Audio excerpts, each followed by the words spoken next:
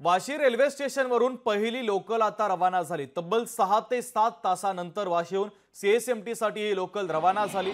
जोरदार पावसामुळे सकाळपासून लोकल सेवा बंद झाली होती, तर हार्बर रेल्वेच्या प्रवाशांकडून आता सुटकेचा निश्वास टाकण्यात आलेला आहे। याचा आढावा घेतला आमचे प्रतिनिधी विकास मिरगणे यांनी। पाहूयात। मुंबईमध्ये मुसळधार पाऊस पडला असल्यामुळे संपूर्ण जनजीवन विस्कळीत झाली होती। रेल्वे सेवा सुद्धा ठप्प झाली होती।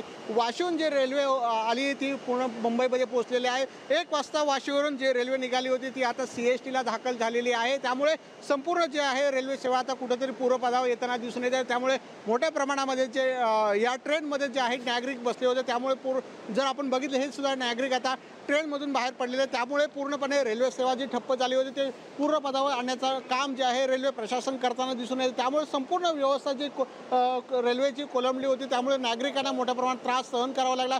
अन्य पर्याय लोक जे आहे ते वापर करताना दिसून येते। मात्र ही जी रेल्वे जी आहे ती आता पोहोचलेली। कॅमेरामॅन ज्ञानेश्वर वाडेसह विकास मिरगणे, लोकशाही, मुंबई।